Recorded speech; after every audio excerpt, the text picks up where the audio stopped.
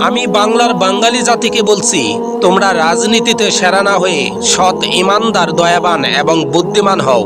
বিজ্ঞানী নিউটনের কথাই ভাবুন। গাছের তলে বসেছিল, একটা আপেল তার মাথায় পড়ে।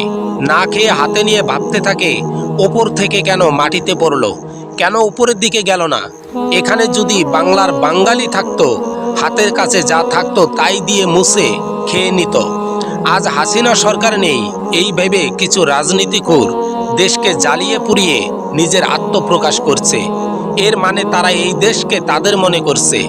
চেয়ারে বসে থাকা মানুষগুলোকে বলতে চাই, বাংলাদেশ নামে এই আপেলটা এভাবে চেটেপুটে না খেয়ে বিজ্ঞানী নিউটনের মতো একটু ভাবুন।